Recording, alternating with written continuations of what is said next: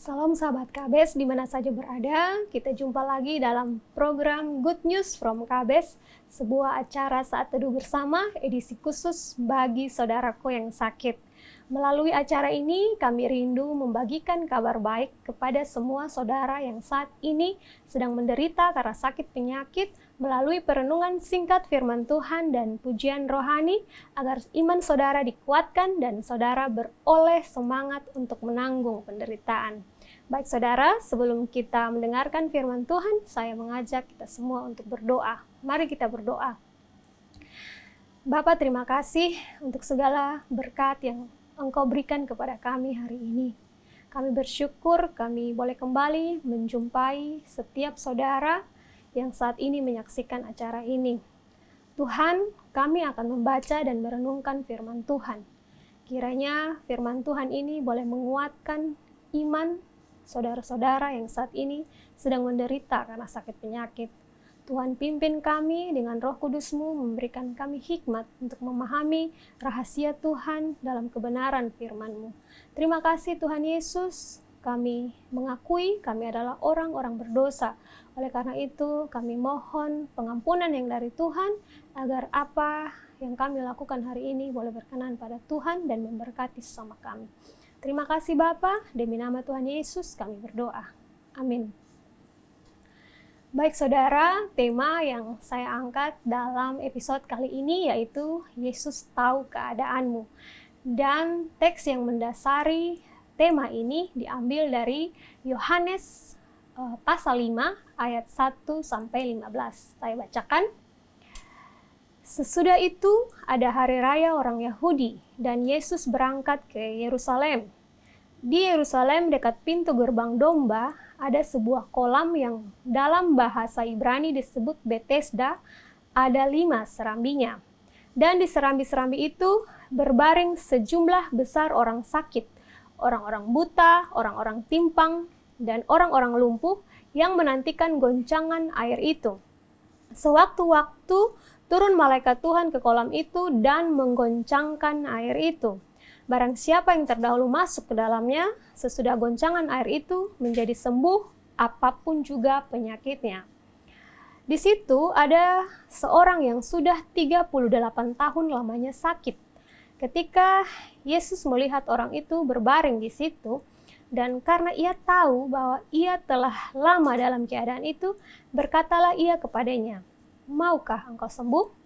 Jawab orang sakit itu kepadanya, "Tuhan, tidak ada orang yang menurunkan aku ke dalam kolam itu apabila airnya mulai goncang.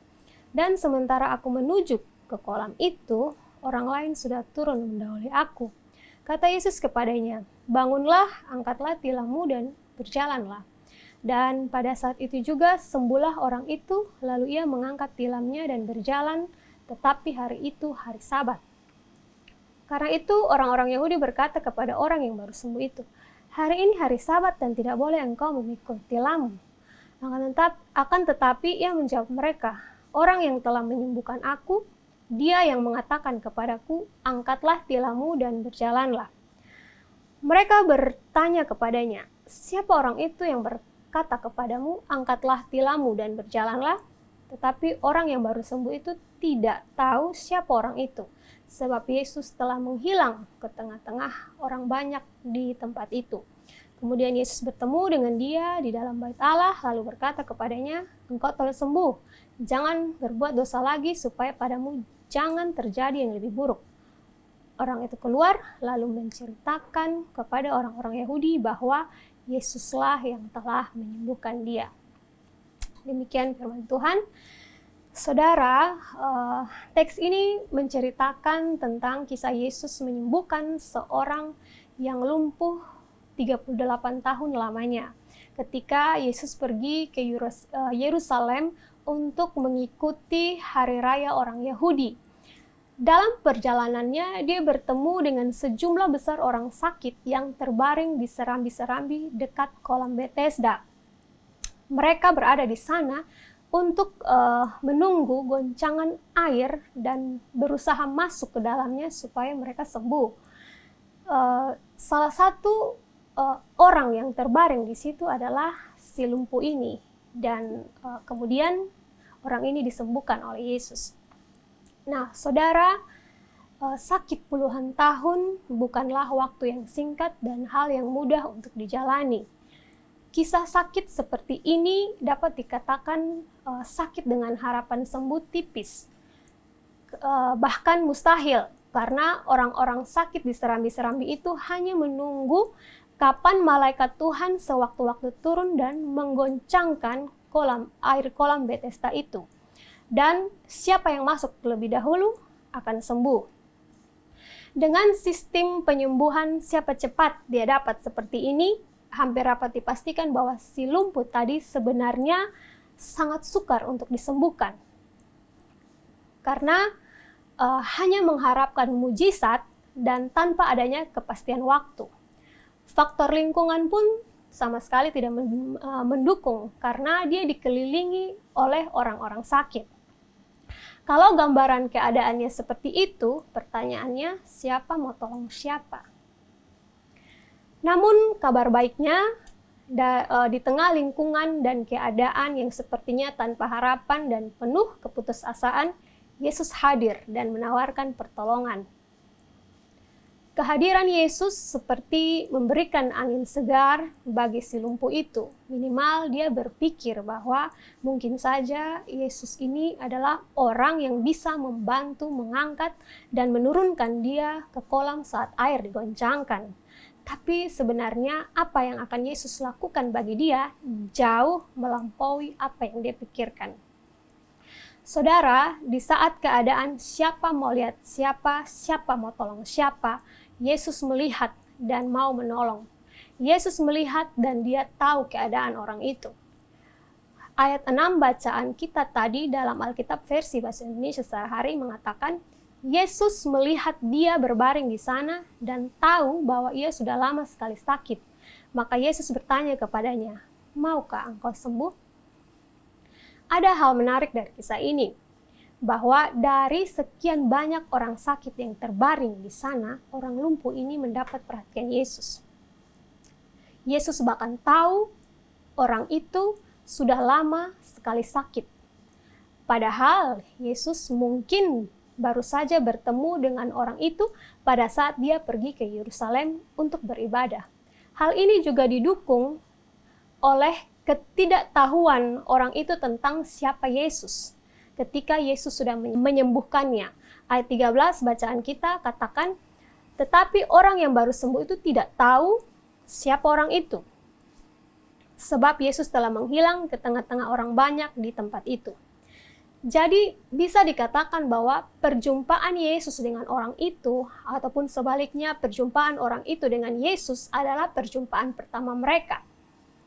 Tapi bedanya, Yesus tahu orang itu dan tahu keadaannya, tapi orang itu tidak tahu siapa Yesus. Di sini kemahatauan Yesus menunjukkan atau membuktikan bahwa dia bukan manusia biasa. Dia adalah Tuhan. Orang sakit itu tidak mengenal siapa Yesus yang telah menyembuhkan dia. Padahal kabar tentang Yesus telah tersiar kemana-mana.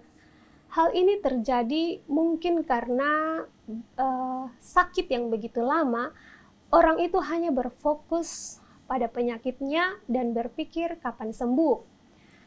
Baginya tidak ada waktu untuk memikirkan atau menaruh perhatian pada hal-hal lain di luar itu. Belakangan setelah sembuh, baru dia tahu siapa Yesus itu. Saat dia bertemu Yesus di dalam bait Allah. Bisa jadi orang itu masuk ke dalam bait Allah karena dia ingin ikut beribadah dan juga bersyukur atas kesembuhannya.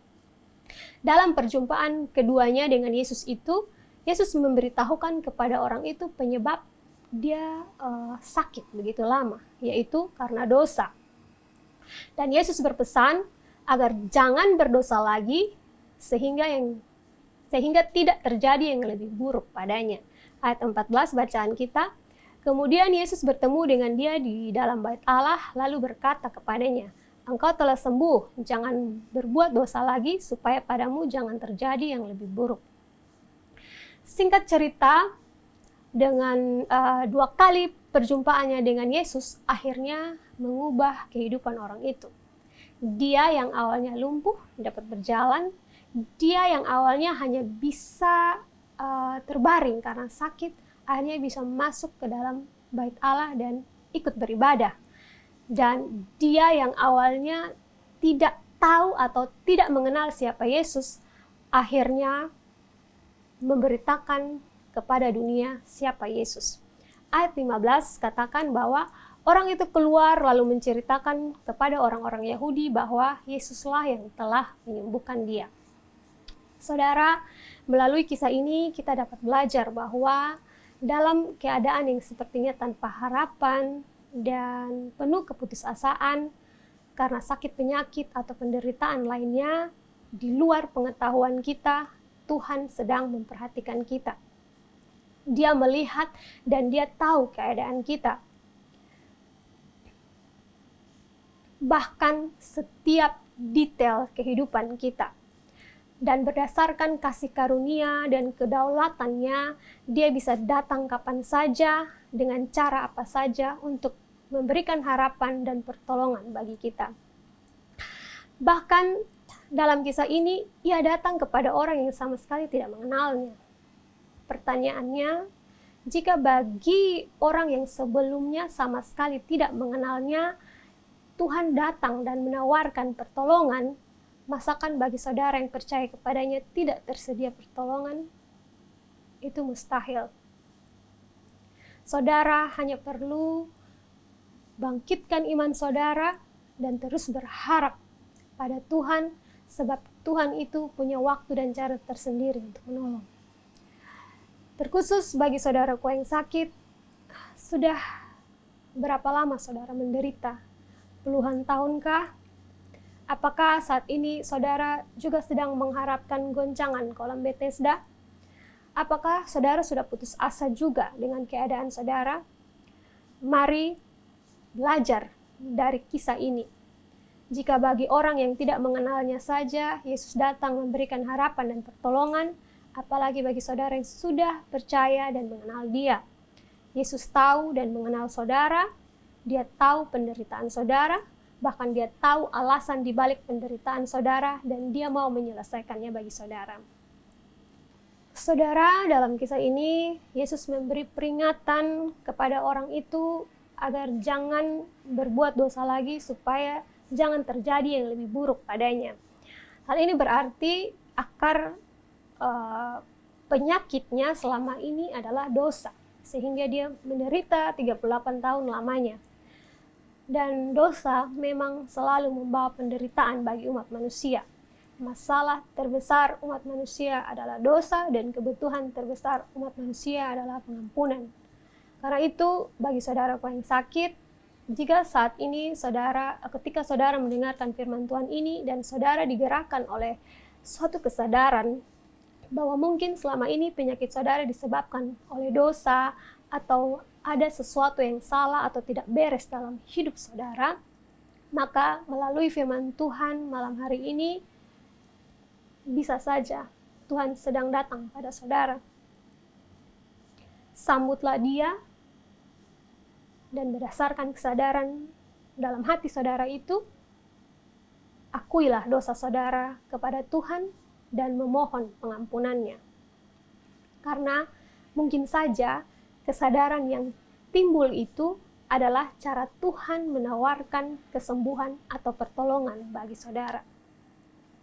Di sini saya juga tegaskan bahwa saya tidak sedang berkata bahwa semua sakit penyakit diakibatkan karena dosa. Karena ada penderitaan dan sakit penyakit yang terjadi juga karena kehendak Allah. Namun, sesuai dengan konteks bacaan kita tadi, bahwa jelas akar penyakit dari orang yang lumpuh ini adalah dosa. Karena itu, ketika kesadaran itu muncul, jika ada kesadaran itu muncul dalam hati saudara, jangan ragu atau tunda untuk datang pada Yesus secara pribadi dan mengaku dosa dan kelemahan saudara. Karena janjinya di dalam 1 Yohanes 1 ayat 9 berkata, jika kita mengaku dosa kita, maka Ia adalah setia dan adil, sehingga Ia akan mengampuni segala dosa kita dan menyucikan kita dari segala kejahatan. Jika saat ini ada di antara saudara yang sakit dan menyaksikan acara ini, tapi saudara belum percaya pada Yesus, berita ini adalah kesempatan berharga bagi saudara untuk menyambut tawaran kesembuhan dari Yesus bagi saudara. Dan jika ia berkenan, bukan saja ia dapat menyembuhkan saudara secara fisik, tapi juga kesembuhan secara rohani akibat perjumpaan dengan Tuhan, dan pengampunan yang saudara terima pastinya dapat mengubah hidup saudara. Jika yang terjadi demikian, seperti orang lumpuh itu, keluar dan ceritakanlah pada dunia bahwa Yesuslah yang telah menyembuhkan dan mengubahkan hidup saudara sebagai kesaksian bagi mereka. Tuhan menolong saudara. Amin. Baik saudara, mari kita berdoa. Tuhan Yesus, terima kasih untuk firman-Mu yang sudah disampaikan dan didengar oleh semua pemirsa yang mengikuti acara ini. Kiranya hamba-hamba-Mu boleh dikuatkan dengan pemberitaan ini dan boleh menjadi berkat bagi mereka, memberikan kekuatan, membawa kesadaran bagi mereka untuk datang pada Yesus, untuk berharap, terus berharap kepada Yesus yang sanggup menolong dan sanggup menyembuhkan. Terima kasih Tuhan, biarlah setiap saudaraku yang sakit boleh mengalami perjumpaan secara pribadi dengan Tuhan, dan perjumpaan pribadi itu tidak saja menyembuhkan mereka secara fisik, tetapi juga mengubah hidup mereka, sehingga jika Tuhan berkenan, ketika mereka disembuhkan dan mereka sehat, mereka boleh memberikan kesaksian bagi dunia bahwa Engkau Yesus yang sudah menyembuhkan mereka. Terima kasih Tuhan untuk kehadiran dan penyertaan-Mu bagi kami di dalam acara ini. Demi nama Tuhan Yesus Kristus kami berdoa. Amin.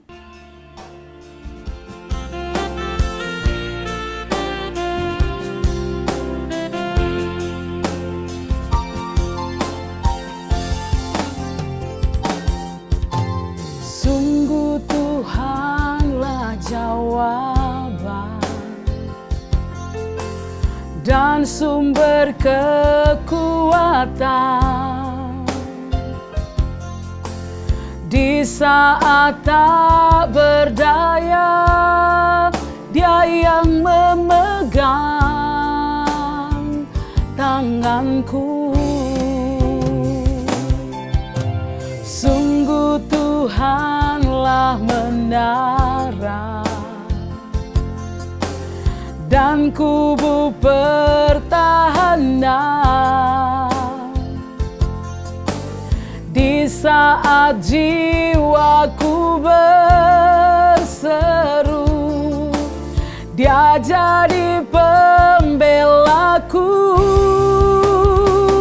Tuhan ada dan melihat pergumulan yang ku hadapi. Tuhan takkan tinggal diam, ku tak dibiarkan sendiri.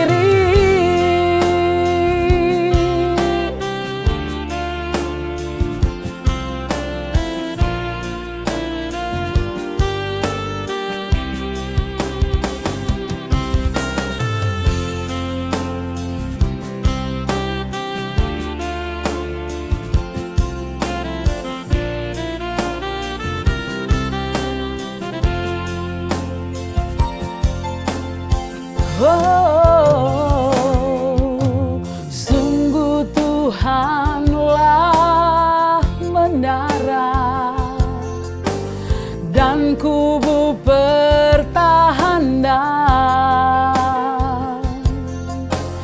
di saat jiwaku berseru. Dia jadi pembelaku. Tuhan ada dan melihat pergumulan yang ku hadapi. Tuhan takkan tinggal diam,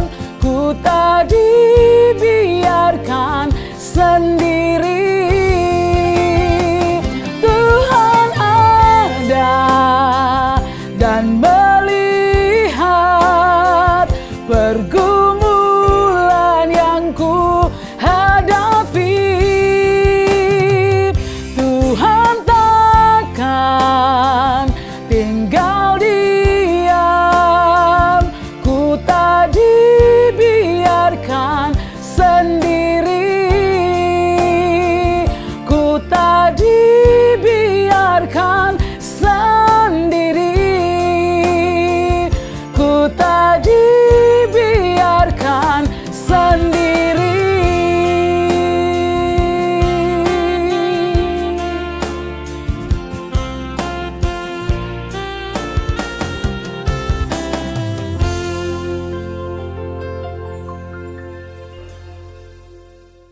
Saudara, kita sudah berada di ujung acara malam hari ini.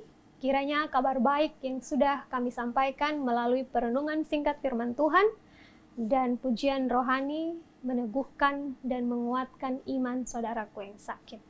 Sampai jumpa di episode berikutnya. Tuhan Yesus memberkati. Salam.